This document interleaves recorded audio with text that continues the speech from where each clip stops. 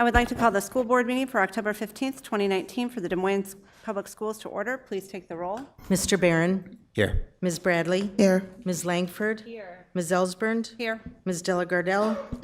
Here. Ms. Caldwell-Johnson. Here. Ms. Anderson. Here. First item of business is approval of the agenda. May I have a motion and a second to approve the agenda? So moved. Second. Motion by Caldwell-Johnson, second by Bradley. Please vote.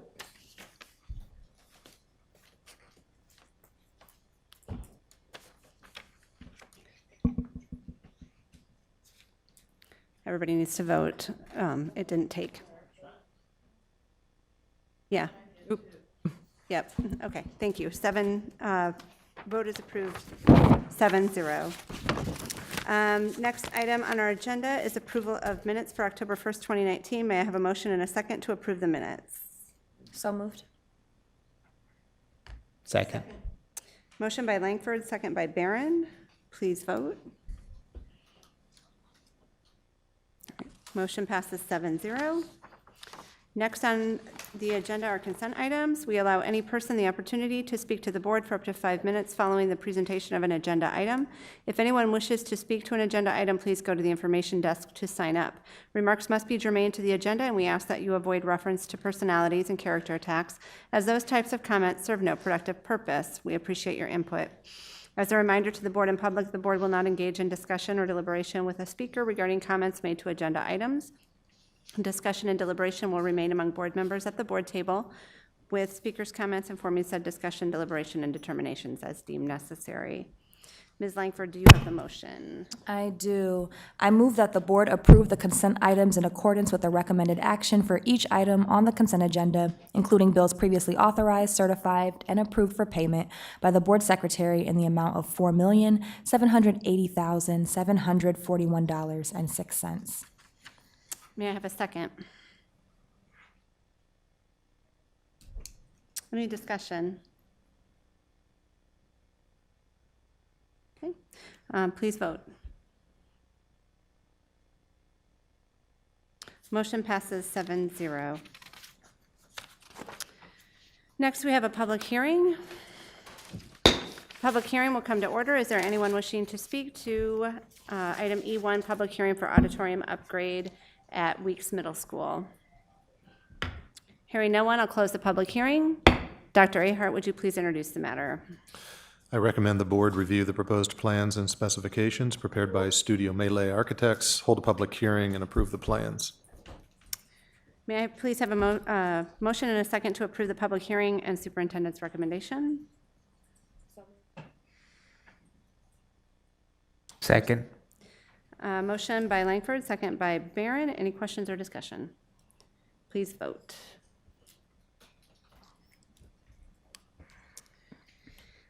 We have another public hearing. The public hearing will come to order. Is there anyone wishing to speak to item E2, public hearing for restroom upgrades at Park Avenue Elementary School? Hearing no one, I'll close the public hearing. Dr. Ahart, would you please introduce the matter? I recommend the board review the proposed plans and specifications prepared by Studio Melee for restroom upgrades at Park Avenue Elementary School, hold a public hearing, and approve the plans. May I please have a motion and a second to approve the public hearing and superintendent's recommendation? So moved. Second. Motion by Delagardelle, second by Caldwell-Johnson. Any questions or discussion? Please vote. Motion passes 7-0. We have another public hearing. Public hearing will come to order. Is there anyone wishing to speak to item E3, public hearing for a community room upgrade at Monroe Elementary School? Hearing no one, I'll close the public hearing. Dr. Ahart, would you please introduce the matter? I recommend the board review the proposed plans and specifications prepared by Studio Melee for a community room renovation project at Monroe Elementary School, hold a public hearing, and approve the plans. May I please have a motion and a second to approve the public hearing and superintendent's recommendation?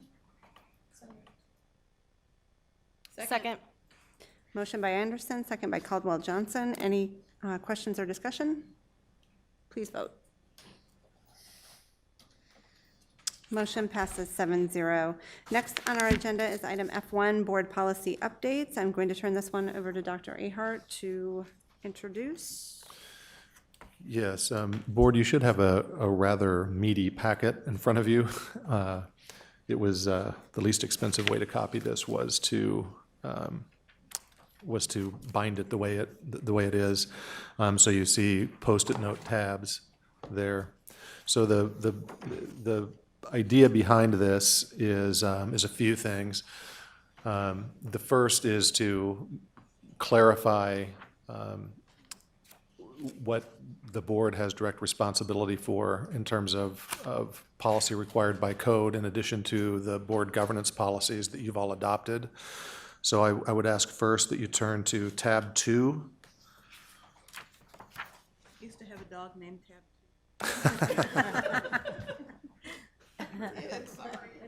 Bum, bum.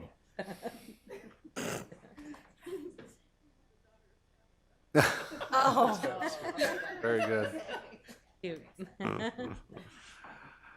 And so basically, we've gone through the 100 through 800 series, and with the support of Allers Law Firm, extract those policies that are tied directly to board responsibilities. And you'll see, for instance, on page 73, at the top of the page, Series 200 Board of Directors. The first policy there is Code 201, and you'll see parenthetically right after that BP, which we're using to signify board policy.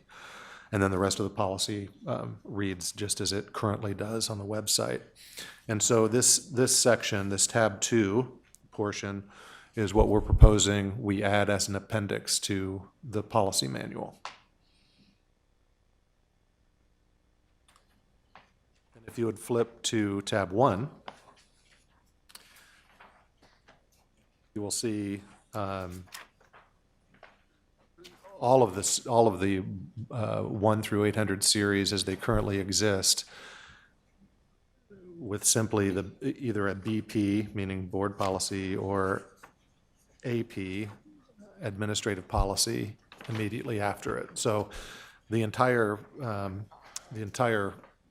code as it currently exists would still appear. We're just trying to delineate what is tied directly to board responsibility and what is assigned by the board to the superintendent. So the first section is inclusive of all of our policies. And then tab 3,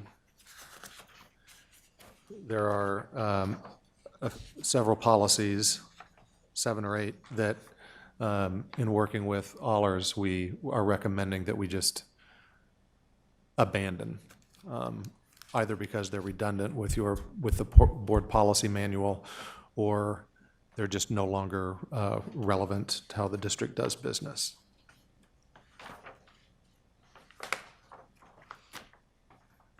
So to clarify, sections 1 and 2 will remain as part of this, I mean, they'll remain together, like it's gonna remain intact, parts 1 and 2 essentially? Right, so part 2 is just a subset of section 1. Yep. And that would be added as an appendix to the board policy manual, just to Okay. highlight. To pull those out and make sure yeah. those are clear? Right, Okay. but they will still remain in the full complement of policies. Okay.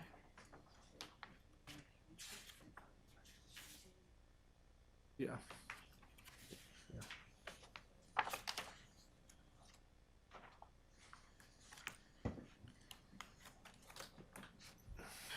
Okay, so section 2 is more than just the 200 series, it's also our 300 and 400 series, so it's. It's so not in Not their in entirety. but it's Right. every board policy pulled out to be an additional appendix, so if someone just wanted to look just at board Exactly, policy. right.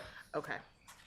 Now I understand. This is what the thing that when I was scrolling through the giant document that I just couldn't wrap my brain around. So thank Exactly. you for printing it. Yeah.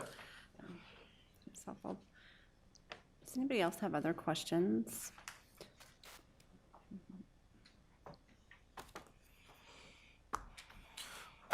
What is our expectation in terms of updating board policies? We had a schedule when I first got on the board, and then we stopped. And so what?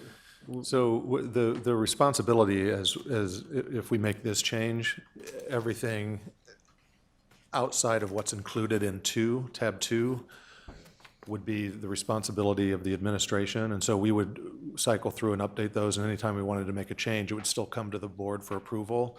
But the board could take, and really the only changes that we've made, aside from these handful of recommended deletions, are ones that are required by code. So occasionally there's a change in state code that requires us to go into a particular policy and update it so that it's in accordance with current state policy. So we already do that, but we're just saying it's exclusively our responsibility. We'll have to bring that forward for board approval, but that's something that could be taken off the work of the board, if you will. And you would just have to review it when administration brought it forward, except for those included in tab 2, which we would also, of course, still support the board with, but it's more directly associated with the board work. But we don't have a schedule for when we, No. when we take these up. No, when you originally got on the board, that was when we had a policy review committee as part of the board, and we were actually reviewing administrative policies as part of that too. So that's why we dropped having that review committee as well as a timeline, because they're doing it as needed, and now we have that. Well, this document. that's right, and that's good context. I'd kind of forgotten that. I don't think I'd been on that committee, so I just Right. saw it all happen. But is it worth it for us to have a schedule for when we look at the board policies specifically? So in the series, in the 200, are in all of the series, the ones that are going back, is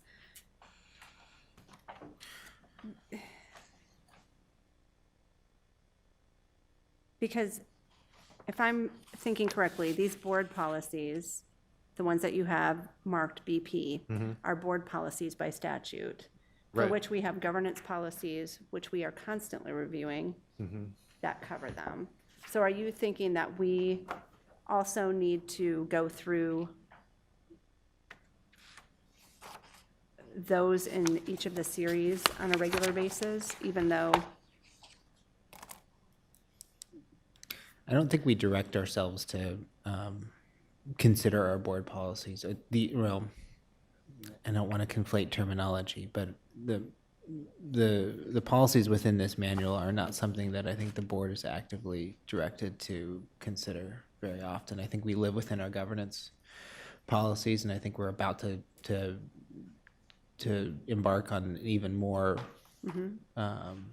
focused attention to those policies, and this is not something that I am necessarily viewing as a weekly, monthly, or even annually thing, but just every 3 or 4 years, That makes maybe sense. within the life cycle of a board term, that that there should be some expected review of the board policies, just so that we recall and understand what's all within them.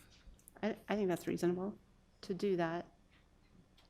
And then would that be a matter of adding that to our, Probably governance, right? right, yeah. So I feel like maybe a few meetings ago or at some point earlier this year, we talked just generally about policy review, and it may have been in the context of the document we now have in front of us. But I also think that to be reminded of those things that are our responsibility, whether they are board imposed or imposed by state legislature, is always sort of a good touch point for how we not only do our work, but how we guide our governance process and the work that we do around this table. It's very possible that people could be at this table and not ever have to reflect back on what we are statutorily required to do, unless it's something that may come up in the sequence of a vote that we're required to make, or something that's brought to our attention that we may or may not have known about. So I think it creates an opportunity for a reminder, but it also creates, for some, a teachable moment that maybe would have been lost had we not taken the time to do it. There's a lot to learn when you come to this table, much of which you find out as you're doing the work.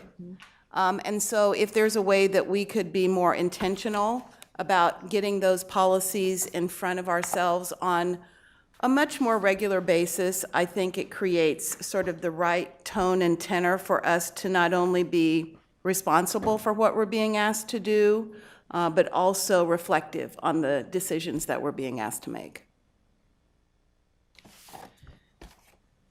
Yep, I agree.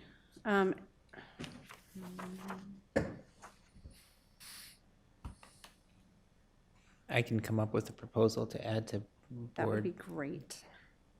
governance policy and bring it back to a future board meeting. That I would already be have our work plan pulled up, so I'm just gonna start Add that adding in that there? for you, Rob. perfect. Thank you very much. I was just going to make a comment about this document. What a great way to have everything sort of centrally located in a user-friendly manner, especially as we transition with new individuals potentially coming onto the board this year. So the timing couldn't be greater, so thank you for that. Yeah, absolutely. So also, as I go through this, though, too, I feel like the next step also, as we put this into our board governance policy manual, as you add that appendix, that there needs to, in turn, under each governance policy, be direct reference to the series. Was that, did we already say that that was part of the plan, or no? That's part of the plan, yeah. We thought this did was I- big enough, yeah, Okay. chunk and, yeah. Did I miss you saying that tonight, though? Oh, no, I don't think I Okay, did mention that tonight, no. All right, great, because some of these also, if you go through them, there are still some that are covered in our board governance policies that we have, even in the board policies that we have delegated to the superintendent.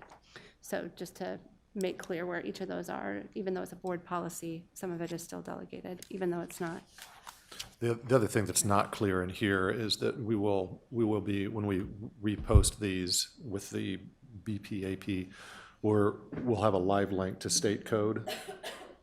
And we'll have a cycle to make sure that those links are always correct, so it's hyperlinked, so when you're looking at it online, you can actually reference the relevant state code. So anybody else have any questions, further discussion? This is an action item. Do we have a motion? Nope, may I have a motion and a second to approve item F1? Move approval of item F1. Second? Motion by Caldwell Johnson, second by Della Gardell. Any more discussion or questions? Please vote.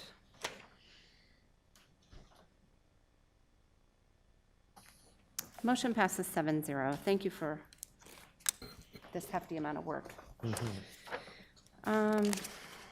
Next on our agenda, we have the board work plan. And this is an item that we have as a standing item that details work we've committed to in fulfilling our governance duties with integrity, and is a standing agenda item as part of our self-monitoring and accountability process. So I will turn this over to Ms. Della Gardell. So I finally went ahead and did some changes to the format of the work plan, which I'm hoping you noticed. It does look different. I wanted us to be able to track our updates a little bit better, so it scrolls to the left, I'm hoping. Did the wrong item get attached? Is it blank? Why would it be blank? Because you're all finished. Well, I guess, but I wish. submitted something that had stuff on it, so I wish I would have known that it was blank, because I didn't pull it back open again because I didn't I submitted pull it. it open, But so what I tried to do, which I can kind of explain, is I put a complete tab clear over to the left, a date added, we'll set a target completion date, who's gonna be working on it, what the task is. Then there'll be columns for dates of update with update notes that'll scroll over to the right, because I think oftentimes we're working on this for a long period of time, and sometimes having all of those updates in the task gets a little bit difficult for us to track, like, what is it, what happened the last time we talked about this item? So that was what I did. I don't know, I'm hoping maybe Sharon or Aaron or whoever's helping us in the future, if I accidentally submit a blank item, can let me know, and then hopefully I can send the real one, because I don't know what I did, so that's my bad. And, right, but we were pretty much done with our We were, work so plan, the, though. so the, this- so the few things that I had left were the staff, was our kind of our KPI review. I think I still have on there, that we reviewed 2.1 and 2.3 in September. I don't know, are we completed with that? Is that an ongoing, that was kind of how I had it, that it's sort of an ongoing process as we continue to work through. I think there were things that, Tom, there was a page, were there additional interpretations that you were working on for that? Those two, so those Okay. are still things that will be brought back. I still had that we needed to, so we had set our collaborative work session around what we wanted to see on the report for, I think it was treatment of staff, is that right? We did that, I think, didn't we? Okay.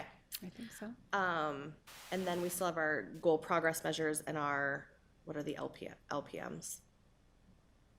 Limitation progress measures that we need to adopt those, and I didn't have a target completion date. I just had a note from September that we would review that, and an update would be to take place on November 5th, was what I had. So I think with the goal progress measures, that was just a mistaken language. We adopted interim target goals. Okay, So we did do that, and then, then we're done with that. I can just put an update for the 15th that we, yep, and then the limitation measures, we're going to have a report on that social emotional learning limitation next.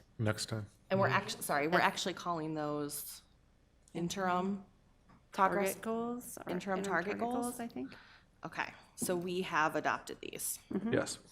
So this is just a case of vocabulary. Yep. Okay, so we are completed with that task. And then the new board orientation, I think, is our Yep. big, that we should probably have completed in the next couple weeks. And I think it was our board governance team that was gonna work on that. Yep, and we have, Ben, we have a Yep.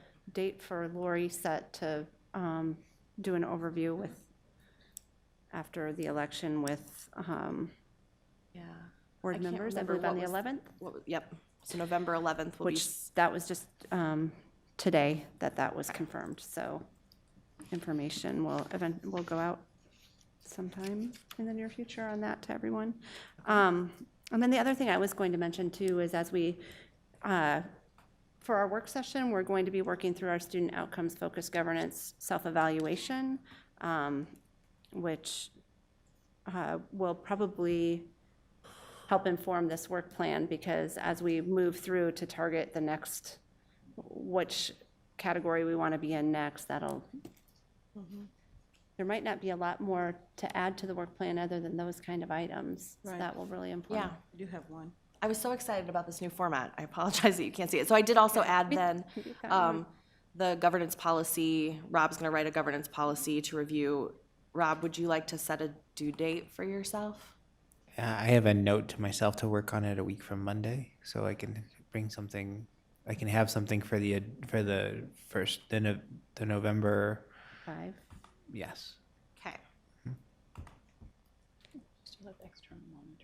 I do not, mostly because the update that I had for external monitoring, it was kind of, I wasn't sure where we were at, so I'd love to just write something new. Absolutely. Can I give you a report? Can I give the board a report? Please. So Deanna, Dewana, and I met, and if you'll recall, we had identified, based on the board survey, sort of 2 priority topics. The first of those was treatment of students for external monitoring, and the second was treatment of staff.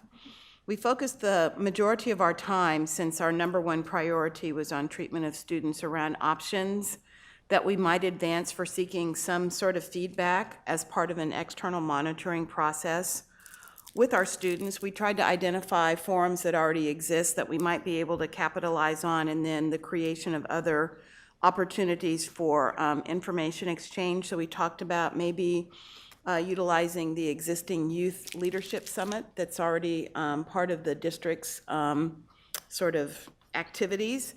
We also talked about board-initiated but student-led forums and/or roundtable discussions. We talked about the possibility of using social media surveys, online surveys, and focus groups. One of the things that we discussed, and I had a brief conversation with AJ to be continued, was whether or not there are other districts in the country that are seeking student feedback and input in ways that might inform what we want to do here in our district, so that possibly we don't have to necessarily reinvent the wheel. Or if there aren't things out there, if there are recommendations from other places that might, again, inform our work. So I'm going to continue that conversation with him when I see him at Council of Great City Schools, but we at least have his ear on this and hopefully his feedback on things that we might want to consider. We had talked about really trying to narrow the field because there are so many things that likely we could probe with students that may or may not get us the kind of information that we're seeking. So we thought if we could be more focused and more specific on particular subject matter areas, that might give us better feedback to then determine what our next steps might be.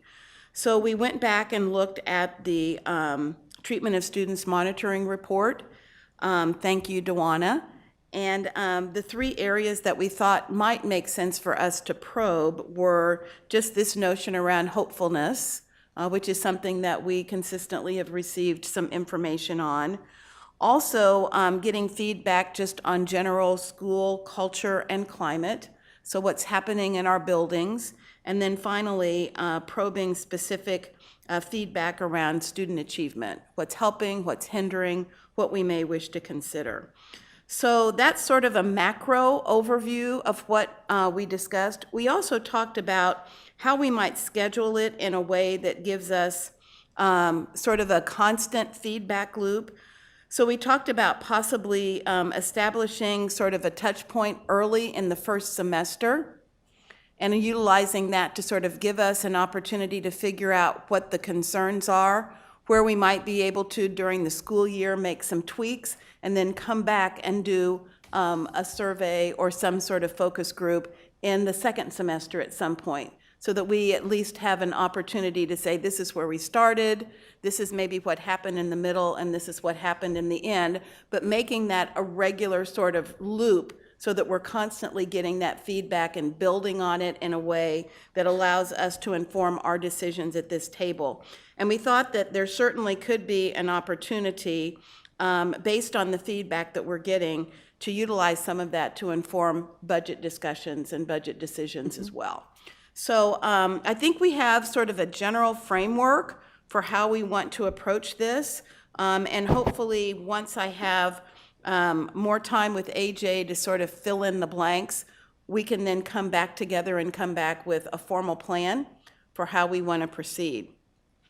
The other thing that we talked about was trying to figure out sort of the same framework, if you will, as we begin to do external monitoring around treatment of staff. So just know that this is sort of the first stake in the ground, and we have another to follow up on. But we think if we can perfect the treatment of students, that'll give us really good information then to move into the second phase of the work. Thank you for the update. Thanks for everyone's work. Anything else that I missed, ladies? Go ahead. Sure.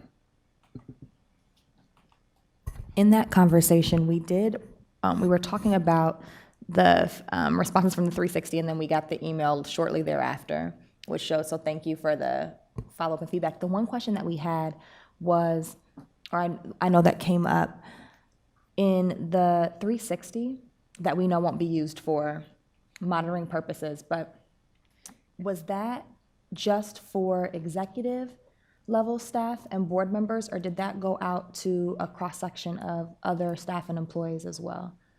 It went to board members, it went to a small group of community leaders, it went to a group of principals, and most of the, what we used to call cabinet. Okay, So, yeah, it was a total of 42 excuse me. folks. I know that my time here is winding down very quickly, so I would just use this opportunity on this microphone to say that as you move forward, I hope that we would look at, because I know we always come back to that report and we always have issues, what's the feedback loop that we're using to connect with those other staff, right? Certified and non-certified in that space. And I am done. So do we have action steps that are recommended, or did you say that and I missed it? I got Yeah. a good summary of what we're doing, but, No specific action steps, but likely by the time we bring the more formal and final report back, we will have some Okay, specific perfect. action steps and timeline. okay, so we'll probably expect to hear back from you. I'd say probably November. Okay. Okay. Anything else on that? Next, we have information-only items, Head Start Committee meeting minutes, and preliminary plans for various school improvement projects for the board to review. And then finally, Chair's report. Under items of privilege, I wanted to bring up that recently there's been a number of social media posts, including a petition that has been widely distributed via Facebook regarding Movement 515 and use of space at the Des Moines Social Club. And I wanted to take the opportunity here at this time to get some more information about the issue and clarify any misinformation that might be a part of this. And so Tom wanted to give you a chance to give some more detail and information on the matter. Yeah, so the Des Moines Social Club, which has been in existence for a number of years now, not that many, 5 or 6, I think. They're under the governance of a volunteer board, and they had a staff. I think I think their staff at its largest was a staff of 7, I believe. The district was involved with the social club really primarily through Movement 515, who used the social club for after-school workshops on a frequent basis, and then also had some larger gatherings there. Their team summits were held there. So several months ago, and this was all very new to me as of about a week ago. The executive director of the social club took ill and was out for, I guess, for a couple of months. And in that time, the board of directors started spending more time at the social club, really just to offer their support and help keep things moving. And they discovered that they were in a financial situation that they weren't aware of. And so essentially what the board of directors discovered was that they were not solvent and they were on the verge of bankruptcy. They went to some community leaders, and the Community Foundation of Greater Des Moines and the Greater Des Moines Partnership stepped up and agreed to essentially, it's not technically in receivership, but it sort of is playing out that way. So the social club and the foundation are engaged in a feasibility study to execute some projects that have been on the minds of the community, including a year-round market, similar to the farmers market, but something that could be held year-round, and possibly some other community-based opportunities. But they're in the midst of a feasibility study. Instead of 7 full-time staff, they're down to 1 part-time staff who is simply just, making sure that the heat's on enough that the pipes don't freeze and that kind of thing. So all of the rentals that were booked for, at least for the remainder of this fall and some period of time into the new year, have been canceled and payments refunded. except for a couple of exceptions. The Movement 515 still has access for a couple of limited engagements. But at any rate, the long and short of it is the social club is bankrupt. If the partnership and the foundation didn't step in, likely the whole operation would have been shuttered until somebody came along and purchased it, either a public or a private entity, and decided what they were going to do with it. The partnership and the foundation are attempting to at some point reopen it, hopefully soon after the start of the new calendar year. What that will look like in all of the spaces there is as of yet undetermined. However, we're in a pickle with Movement 515, especially for their big event coming up in November. So there is a lot of chatter around social media that is suggesting, I think, perhaps not accurately, that the community is wanting to shut this space down and prevent our kids from having access to it. That's really not the case. The social club was not viable.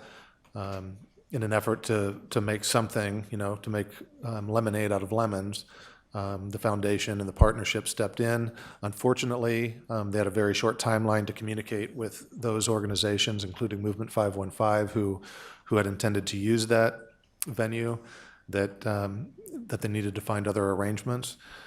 So we did arrange for a meeting between Movement 515 and the partnership and the foundation on Friday. That meeting went very well.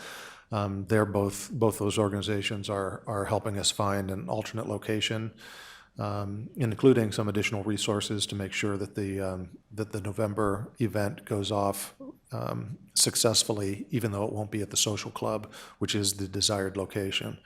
So, trying to think of if I've left anything out. We don't know what the future of the social club is, but I think both Christy at the foundation and Jay at the partnership are confident it will have a new life. We just don't know exactly what that will be, and we won't know until sometime after the new year. And in the meantime, they are being supportive after some misinformation and a lot of angst being expressed on social media. I think we've found a path through that, and we're looking forward to hopefully a new relationship with whatever the new version of the social club is sometime early in 2020. I don't know if I hit everything, but. Did anybody have any questions on that? I know that was. So with the assistance they'll be providing for them for November, is that just for their event, or is there a plan to help them find a space for their future meetings that they would have, knowing that they normally have those at the social club? Both Okay. of those, yeah. Okay. Thank you. Do any other board members have, oh, yes.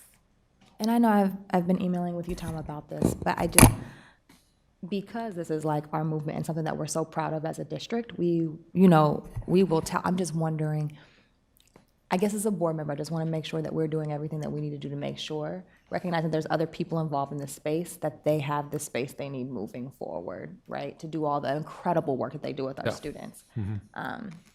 You know what I mean? I do. Yeah, and I know that you're committed to that work too, so. Absolutely, yeah.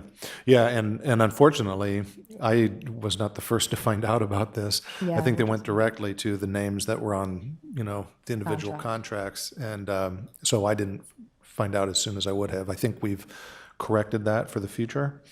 I've had some very good discussions with Christy and with Jay over the course of the last week, so I think we're in a pretty good place now. We don't have a place ironed out, but we have a couple of real potentially long-term arrangements that could always be revisited if the social club does come back online in a fashion similar to what we've been known it accustomed as. to. Are they meeting currently? Where are they meeting currently? Are they still in the space at the social club, or do we know? Do they have space to meet currently? You to check on that, that's okay. I don't. Yeah, I'll need to check on that. Anybody else on that item? Okay. Oh, go ahead. So I maybe luckily or maybe not so much have been on the email thread that's been going back and forth for goodness knows the last any number of days with everybody, clamoring to be able to speak on this issue. And I've just been reading. I've not spoken. But I just want to say two things. The fact that the social club has found itself in a place that can no longer support our work or, quite frankly, the work of a lot of other small community nonprofits is not lost on any of us around this horseshoe or the community for that matter. The social club played a very significant and vital role in Des Moines, but we find ourselves at a place that we really have no control over. But one thing that I think is critically important, and I want to sort of bring us back to the reason why this work is important, is because it supports our students. And it is critical to so many of our students that likely wouldn't have a voice or an opportunity to express that voice but for this work. Absolutely. We have a lot of community partners that support this work financially. This board supports this work financially. So even though they may be displaced, the work can continue. And I think we need to sort of bring it back home and recognize that whether or not they have a roof over their heads or not, those voices will not be silenced. And this is a great opportunity for us to really support our students in a way that continues to give them that voice and continues to support the people that are surrounding them to create those opportunities. And, let's get away from sort of pointing the finger about who did what or who didn't do what. Let's focus our attention on what we can continue to do for our students. And that's where I think this board needs to be on that issue. Agreed. Thank you. Anybody else on that? Any board members have anything else to share as an item of privilege? And I have one. Okay. So I just happened to pull up my district email, and we received this afternoon an email from Art Whitmack, who is the interim president of the Taxpayers Association of Central of Iowa, and they are endorsing Pebble. Yay, that's great. So I know that there had been a number of meetings with them to better understand our proposal. This is a feather in our cap, and I know we've got forums coming up this week, but this is a great way to sort of launch that public discussion of Pebble in a way that allows us to articulate other community voices supporting our work. Yeah, thank you, Terry. Thank you. I'll turn it over to Dr. Ahart for the superintendent's report. Yeah, I'd just like to reiterate what Terry just shared with us. Not only did the Taxpayers Association come out and endorse our proposal to extend and increase the physical plant and equipment levy, but the Register in an editorial last week did the same. And so I just wanted to notify our community, if they haven't already calendared it on their personal agendas, that we do have some community meetings to help further educate our community about the importance and purpose behind the ask for an extension and increase in the physical plant and equipment levy. And those dates and times are on our website, but I'll just highlight, they begin tomorrow night at Brubaker Elementary at 5:30 p.m., at Roosevelt High School on Thursday at 5:30 p.m., at McCombs Middle School on the 22nd at 5:30 p.m., and also at North High School on the 24th at 5:30 p.m. So come on out and visit with some of the business and finance team and Bill Good and myself and get your questions answered. And we want to make sure that the entire community is well aware of the vital importance of this ballot measure. Thank you. Thanks, Tom. I will go ahead and close this meeting, and we'll have our work session shortly following.